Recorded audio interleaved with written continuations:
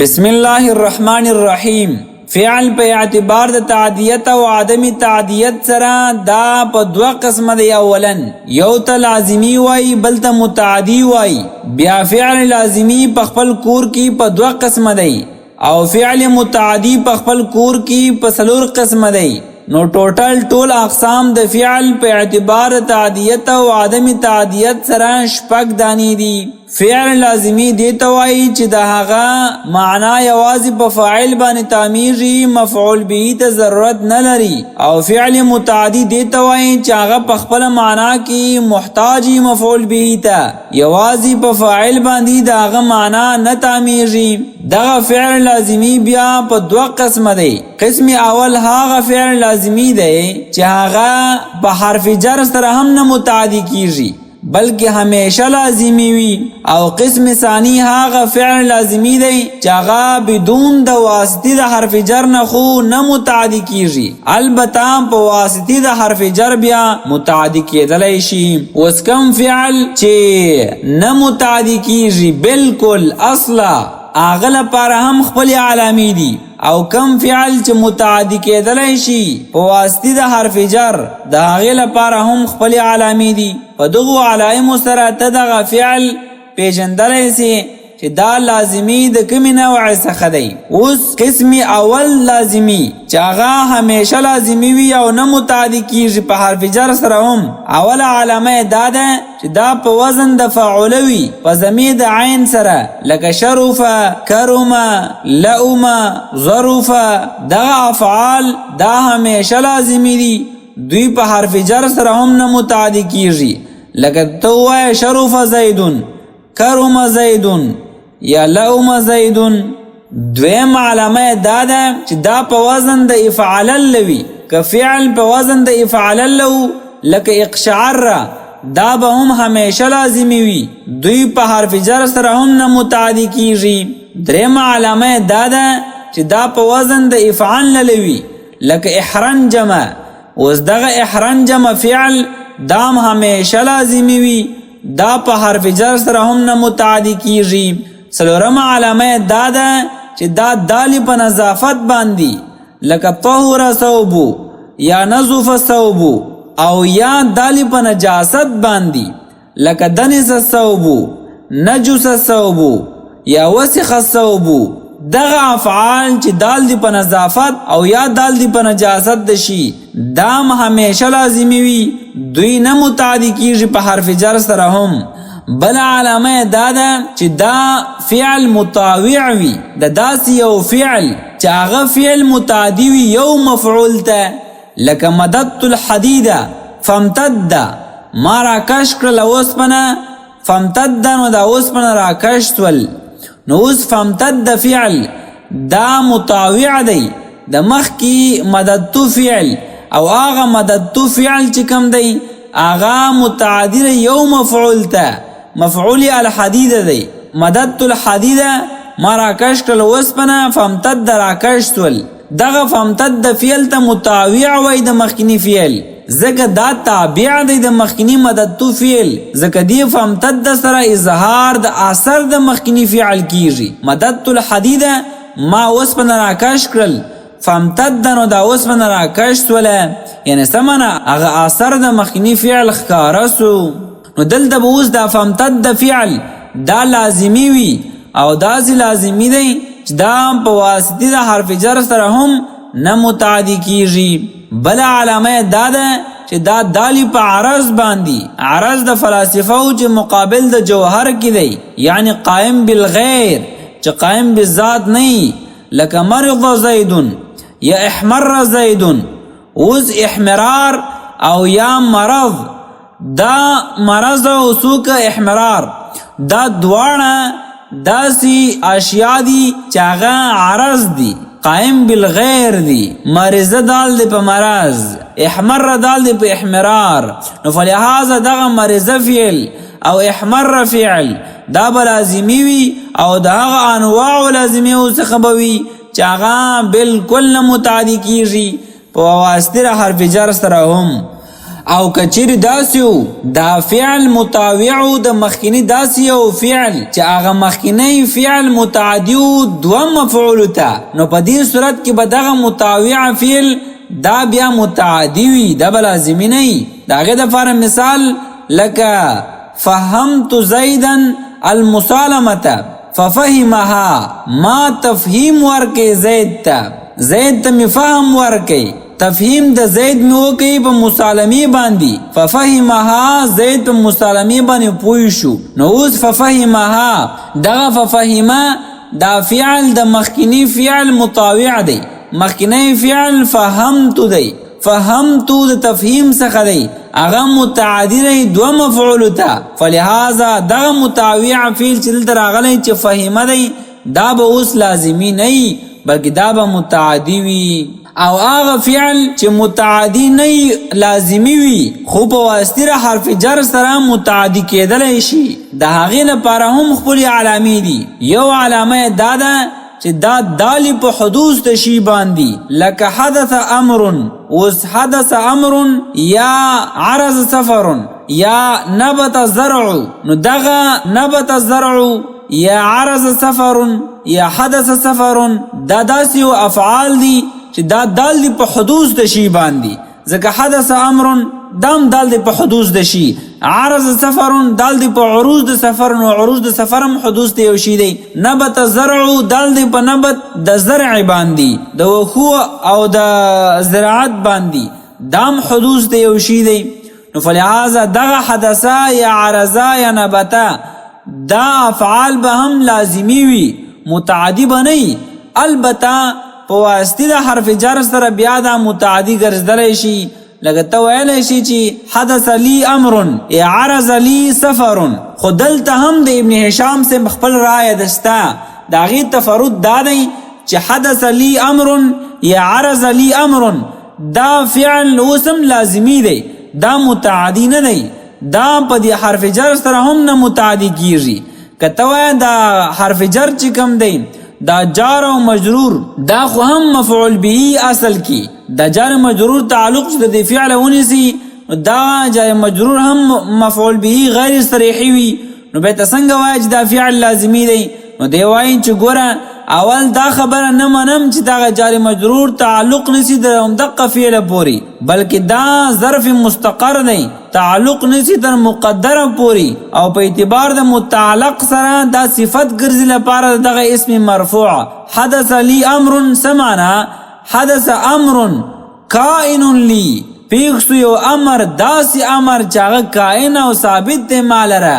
عرض سفر عرض سفر کائن لی یا ثابت لی او یا دغه حدث لی امر یا عرض لی سفر دغه جار مجرور چې کوم دی دا تعلق دروم دغه فعل پورې نیسي دا ظرف لغو دی خو دا تعلق په اعتبار د وقوع سره نه دی چې دا فعل واقع دی په د باندې بلکې دا تعلق د وجه د اجلیت او د علتیت د وجه نه دی یعنی دا جار مجرور اصل کی مفعول له دی نه مفعول به او زموږ خبره خدا په مفعول به کې ده چې دا فعل متعدی مفعول به ته دی او کنه دی خدا تفرد ابن هشام صاحب دی دا عام نحات رائے دا ده چې حدث یا عرض دا افعال په واسطه د حرف جر سره متعدی کېدلی شي بل علامه دا ده چې دا فعل دالی په حدوث د صفت حسی باندې لکه طال اللیل قصر النهار اوس طال اللیل اوږده سوله شپه قصر النهار لنډه سوله ورځ خلق ثوب اوس خلق ثوب معنا زړه سوله جامه اوس دا زوړوالی د جامې یا قصر النهار یا طول اللیل دا صفت حسی دی نو دغه افعال دال دی په حدوث د صفت حسی باندې نو دوی به هم په اعتبار د ذات سره لازمی البته تعدیت کېدلی شي په واسطه حرف جر سره اگر که ابن هشام سے دلته هم قول دا کوي چې نه دا به همیشه لازمی وي دوی په واسطه حرف جر سره هم نه متعدی کیږي دریم علامه دا ده چې دا فعل په وزن د انفعالی لکه انکسر انصرف نو اوس دغه انکسر یا انصرف دغه افعال چې کم دي دویم لازمی دی، البته تعدیت په حرف جر سره ممکن دی. او یا دا فعل په وزن د فعلا یا د فاعل وي، خو هغه فعلا او فاعلا چې وصف داوی په وزن د فاعل راځي، لکه ظل یذل ذلیل. اوس دغه ذل فعل ذل دا به لازمی وي، البته تعدیت په حرف جر سره راتللی شي. یا لکه سمن یسمن سمین، یا بخل یبخل بخیل. دغه افعال چې کم دي دوی لازمی دي، خو البته تعدیت په حرف جر سره دا کېدلی شي. اگر که تعدیت په حرف جر سره د یوازې بخیلون ابن هشام سے منی، پادسو د سمینا او یا د ذل دا غوی تعدیت نه منی، ابن هشام سے وایي چې نه دام څوک دی همیشه لازمی دی، په حرف جر سره هم دا نه متعدی کیږي. دا دوا اقسام د فعل لازمی و چې عصره د علائمو موږ بیان کړل. فعل متعدی چې کم دی یعنی هغه فعل چې یوازې په فاعل د هغې معنا نه تعمیږي بلکې په خپله معنا کې محتاج مفعول به ته. دا بیا په څلور قسمه دی. قسم اول هغه دی چې متعدی وي یو مفعول ته، لکه ضرب زید عمرا. اوس ضرب زید عمرا کی دا ضرب فعل متعدی دی یو مفعول ته چې هغه عمرن دی. دویم هغه متعدی دی چې هغه متعدی وي دو مفعولینو ته، خو اقتصار په مفعول واحد باندې روای، یو مفعول حذف کولی شي، هغه لکه اعطا یا هغه چې په معنا د اعطا سره، لکه تو اعطیت زیدا درهما، ما زید ته درهم ورکړل، فلوس می ورکړل. دلته اوس د اعطیتو فعل دا متعدی دی دو مفعولینو ته، یو مفعول زیدن دی او بل درهمن دی. په دې صورت کې اوس ته حذف د یو مفعول کولی شي، یا مفعول اول او یا مفعول ثانی.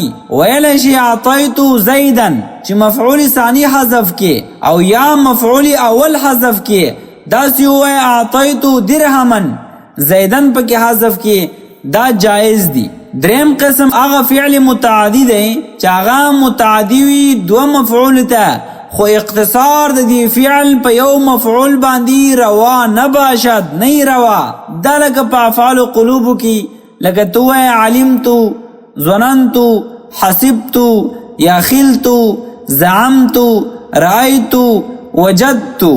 مثال علمتو زیدن فاضلا، وزدلت دا علمتو فعل متعدی دی دو مفعولینو تا، یو مفعول زید دی او بل فاضلا دی.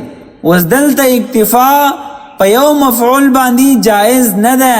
دا زنشو ویلی چی علمتو زیدن او یا ہوئے چی علمتو فاضلا، یا ظننتو زیدن عالما کی ہوئے ظننتو زیدن یا ظننتو عالما، یو مفعول ورنه حذف کی، دا جائز ندی. الکه دا ولی دا دین دا یو مفعول نسی حذف کولی، دا دی افعال قلوبنا. دیوائی زکا چه اصل کی مفعول چکم دی آغا مضمون د جمله دی. علمتو زیدن فاضلا، دا زیدن فاضلا دا اصل کی جمله دا، زیدن فاضلون دی. دا دیغی جمله مضمون چکم دی دا مفعول به لپاره د علمتو دی. مضمون د جمله چاته وایي چې مصدر د جزء مشتقی راواخل مضاف کې جزء غیر مشتقی ته، دې ته څوک وایي مضمون د جمله وایي. نو زید فاضلون کی جزء مشتقی فاضلون دی، د دې مصدر راواخله چې فضل دی، دا مضاف کا زید ته، نو هو فضل زیدین. نو اصل کی مفعول به چې کم دی هغه داسې دی علمتو فضل زیدین. نو مفعول به اصل کی مضمون د جمله دی چې فضل زیدین دی. نو اوس که چیرې ته دا یو مفعول ورنه حذف کی، نو بیا به حذف د چا راشي؟ یا د مضاف راشي یا د مضاف الیه. که حذف د مفعول اول کوي نو حذف به د مضاف الیه راشي، او که حذف د مفعول ثانی کوي نو حذف به د مضاف راشي، او حذف د مضاف یا د مضاف الیه په کلام کې جایز نه، ځکه دا دواړه په حکم د یوې کلمې کې. نو فلهذا ذکر دلته دی وای چې اقتصار په یو مفعول باندې دا جائز نه دی. څلورم قسم هغه فعل متعدی دی چې هغه متعدی وي درو مفاعل ته، هغه لکه اعلم فعل دی یا اراد دی یا انبأ دی یا اخبر دی یا خبر دی یا نبأ دی یا حدث دی. دغه افعال چې کوم دي دا متعدی درې مفاعل ته، درې مفاعل غواړي لکه اعلم الله زیدا عمرا فاضلا. دلته اوس اعلم فعل لفظ جلال ورته فاعل دی، زیدن یو مفعول، عمرن بل مفعول، فاضلن بل مفعول. دا زیدن عمرن فاضلا دا درې وړه څوک دي؟ دا مفاعل دي. نو فلهذا دا فعل متعدی درې مفاعل ته. او بیا دا خبره کی چې دغه تعدیت د فعل چې مصنف وای دا په نسبت سره مفعول به ته وای چې فعل به یا لازمی وي یا متعدی وي، یعنی یا به مفعول به غواړي یا به مفعول به نه غواړي. دا خبره په مفعول به کې ده، نه په مفعول معهو فيه او له او مفعول مطلق پاوی کې خبره نه ده. اوس بیا دا خبره کوي چې مفعول ثانی د علمتو او مفعول ثالث د اعلمتو چې کم دی او بل مفعول له بل مفعول معهو دا په زائد فاعل باندې نشي قائم کېدلی. یعنی فعل چې کله فعل معلوم نه فعل مجهول جوړ کې نو بیا خو هغه په زائد فاعل باندې نائب فاعل غواړي. بیا فعل چې کم دی هغه فعل معلوم یسمى فاعله ګرځي چې الته بیا دغه مفعول به نائب فاعل او قائم مقام د فاعل راځي. خدا یاد ولره چې مفعول ثانی د باب د علمتو یا مفعول ثالث د باب د اعلمتو چې کم دی یا مفعول له یا مفعول معه دا نائب فاعل نشو واقع کېدلی. اوس هر چی مفعول ثانی د باب د علمتو دی، د باب د علمتو مفعول ثانی دا بزاید فاعل نشو واقع کېدلی. د هغې لپاره لما و علت دا دی لکه علمتو زیدا فاضلا. اوس دغه فاضلا دا ته په زائد فاعل باندې نشي راوړلی چې ته وایې علم فاضلون، داسې نشي ویلی. دا ولی دی وجه دا ده چې فاضلن چې کم دی دا مفعول ثانی د باب د علمتو دا اصل کې مسند دی، د دې اسناد شوی دی مفعول اول ته، د زید ته اسناد شوی دی. نو اوس چې کله ته دا نائب فاعل واقع کې نو نائب فاعل ته خو اسناد د فعل شوی هغه مسند الیه وي، نو دا یو شی به په آن واحد کې هم مسند راشي هم به مسند الیه جوړ سي. او دا باطل ده چې یو شی په آن واحده کې هم مسند وي او هم مسند الیه وي. همداراز مفعول ثالث د باب د اعلمتو دام نشي سوق نشي واقع کېدلی، دام په زائد فاعل باندې نائب فاعل نشي واقع کېدلی. دا دغه لپاره هم دغه وجه ده چې دغه مفعول ثالث چې کوم دی د دې نسبت شوی مفعول ثانی ته، دلته بیا ثانی ته مخکې اول ته دلته ثانی ته د دې نسبت شوی مفعول ثانی ته، نو دا مسند دی. نو هر کله چې دا مسند اوس چې ته دا په زائد فاعل باندې نائب فاعل جوړ کې نو فلهذا دا به څوک شي مسند الیه بشي. نو یو شی به هم مسند وګرځي او هم به مسند الیه وګرځي. او دا باطل ده چې شی واحد په آن واحده کې هم مسند شي او هم مسند الیه شي. نو فلهذا ذکر دی وای چې مفعول ثانی او مفعول ثالث دا په زائد فاعل باندې نائب فاعل او مفعول ما لم يسمى فاعله نسی ګرځیدلی. همداراز مفعول له هم نسی جوړیدلی، مفعول له نه هم مفعول ما لم يسمى فاعله یا نائب فاعل نشي جوړولی، ځکه چې مفعول له کې دا نسب دا دال دی په اجلیت او علتیت باندې چې دا فعل د وجنه واقع دی. لکه ضربت زیدا تأدیبا، اوس دغه تأدیبا چې کوم دی دا مفعول له دی او دا نسب دال دی په دې خبره باندې چې دا وقوع د ضرب د دې لپاره علت دغه ادب دی. نو اوس کچیر دغه مفعول له ته نائب فاعل جوړ کې نو دا به مرفوع وګرځي. نو هغه دال په علتیت باندې کم شي دالو په علتیت باندې هغه دال به ورک شي نو فلهذا ذکر مفعول له نائب فاعل نشي جوړېدلی. همداراز مفعول معه هم نائب فاعل نشي جوړېدلی ځکه مفعول معه چې کم دی یا به سره د واو نه د نائب فاعل جوړیږي یا بغیر له واو نه. که سره د واو نه دا نائب فاعل جوړوي بیا خو فصل راغی مابین د فعل او د نائب فاعل کی او فصل مابین د فعل او د نائب فاعل کی دام باطل دی. نو فلهذا دا نشي کولی. او که بغیر له واو نه مفعول معه دا نائب فاعل جوړوي بغیر له واو نه خو مفعول معه دا مفعول معه نه دی. مفعول معه چې مفعول معه وي دا خو سره د واو نه وي. نو فلهذا ذکر دوی وایي چې مفعول معه چې کم دی دا په ځای د فاعل باندې نائب فاعل نشي واقع کېدلی. اوس باب د اعطیتو کی بلکې داسې وایي چې دلته اوس ماتن بیا دا خبره کوي چې مفعول اول د باب د اعطیتو دا اولاد ردی خبره لپاره چې دا نائب فاعل شي دا مفعول ما لم يسمى فاعله سي لچانه اولادي دا مفعول ثانی نه اولادي لکه اعطیتو زیدن درهمن. نو اوس دلته دغه اعطیتو زیدن درهمن کی دغه زیدن کدا اعطی زیدن ویل شي دا اولاد الذين چې اعطی درهمن ویل شي. دا ولی دی وای دا ځکه چې زید چې کم دی اعطیتو زیدن درهمن دا زیدن دا په معنا کې فاعل دی ځکه زیدن دا آخذ دی. نو چې آخذ سو نو معنن فاعل دی. نو فلهذا چې معنن دا فاعل دی نو دی اولاد په دی باندې چې دا نائب فاعل شي. لدرهمن درهمن خو آخذ نه دی اخو معطا دی. نو فلهذا ذکر دی وای چې مفعول اول چې کم دی دا اولاد دی چې دا نائب فاعل واقع شي لچانه د مفعول ثانی نه. په دې باب د اعطیتو کې یو بل قاعده هم ذکر. هغه قاعده دا ده چې د اعطیتو زیدن درهمن کچرته مابین دغه دواړو مفعولینو کې التباس نه راتلی چې کم مفعول اول دی او کم مفعول ثانی دی. لکه په دقه ځای کې اعطیتو زیدن درهمن دلته واضح ښکاری چې زید مفعول اول او درهمن مفعول ثانی دی ځکه زید دا آخذ دی او درهمن چې کم دی درهم دا ماخوذ دی او معطا ده. دلته التباس ناراضي. فلهذا په دې ځای کې تقدیم د مفعول اول په مفعول ثانی باندې دا اولاد کچرته التباس راتلی په مابین د مفعول اول او د مفعول ثانی کې نو په هغه ځای کې بیا تقدیم د مفعول اول په مفعول ثانی باندې دا واجب او ضروری دی.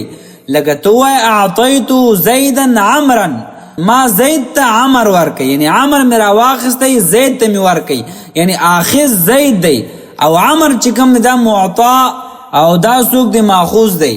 نو فلهذا په دې صورت کې چې التباس راځي چونکه هر واحد کې دا صلاحیت شته چې هغه دی آخذ سي. زید کې هم دا صلاحیت شته چې دا دی آخذ شي. عمر کې هم دا صلاحیت شته چې دا دی آخذ شي. نو فلهذا په دې صورت کې تقدیم د مفعول اول چې کوم دی دا واجب او ضروری دی په مفعول ثانی د اعطیتو باندې.